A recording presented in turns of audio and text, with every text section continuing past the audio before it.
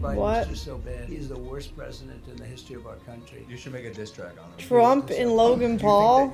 Oh my God. That would be great. I think so too, Mr. Trump. This all my life. My whole life. Anyway, I forgot to say. How are you, boss? How's your brother? Good? Yeah, he's excellent. You have a good relationship with him, right? With Jake? Yeah. Yeah, we do now. But it's not always been like that. It's always been, yeah, I can imagine. This is my brother. Yeah, it's good. It's good. Taylor Tyson, we got. Yeah, right. Who you got? When is that gonna be? November. It got rescheduled. Look, Mike was fantastic, but Hey, at least he can recall whose people's names are. W. You're like, he has a brother. I remember. at first I said That's something. I always thought like a UFC guy or a top, even contender would be able to win at 75 years old. You think? But it doesn't work that way. Yeah, yeah. The clock is still the clock. Yeah. I figured that out with Floyd as well. Damn. That's funny. But that doesn't mean that I would never sell out for presidential. If they wanted to sponsor me to say whatever the fuck about either one, yes, money is money. I don't give a fuck. You would have thought he would. Absolutely. That's what I thought. Some people still think it is you guys. Oh, no way. We got gifts. Is this your mugshot? Can you believe it? You're a gangster. This is what we're reducing. As a prolific moderate, I can find something good to say on both sides. Send me an invoice. No way. Send me an offer. No I will consider it. That's crazy. That's amazing. And it sells. Well, Mr. President, people surely love it. They love the picture. They rallied behind it. They're rallying behind you now. Well, More than ever. And we had The prime wrapped in American flag. Every one of them, they came out and they said, "There's not even a case here. There's no case." And when they saw the jury instructions, when they saw all the things that happened, and it's not like anybody's a friend of mine. Mark Levin is an example. They couldn't believe it. So unfair. It's a very unfair thing. And because of that, the fundraising numbers and the polls, but the fundraising, that's sort of like.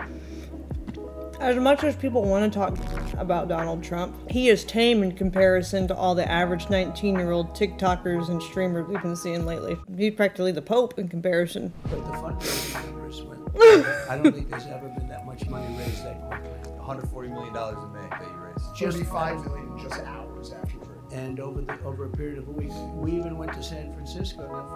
Not supposed to be. You think he's a traitor? Beast, right? Listen, I'm on the Facebook. Half of Americans are basically traitors, talking about how much they hate America and want to leave. All right.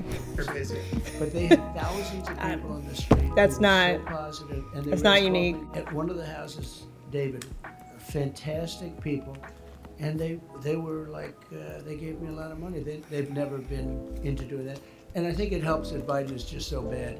He is so bad. He is the worst president in the history of our country. So that helps too. You should make a diss track on him. Yeah, we'll do something. We'll do something. I actually wanted to start there. Go ahead. Because one thing that I just can't seem to A wrap my diss head track around would be it so is, funny.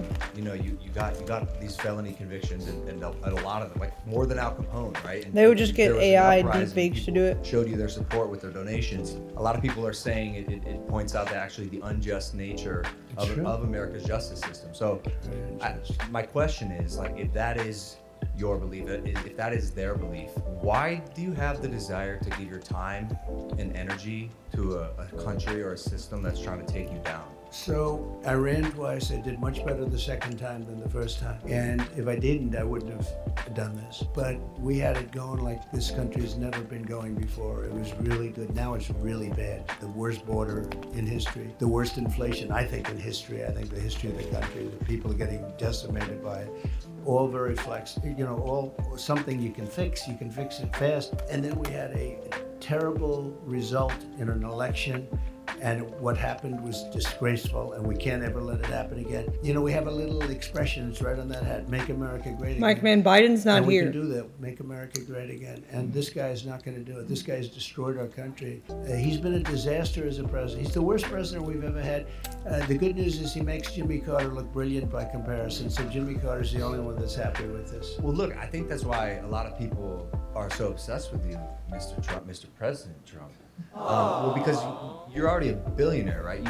You are essentially serving these people, and you don't have to be doing it. The president, being the president, seems like a very hard job.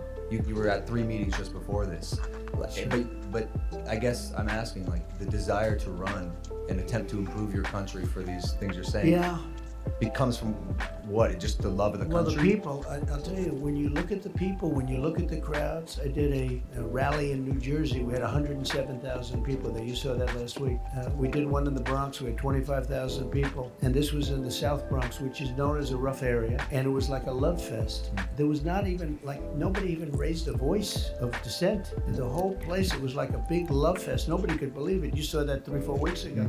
Our country has tremendous potential, but it's going down the tubes. A series of tubes. Nobody has ever seen anything like it, the way it's being run.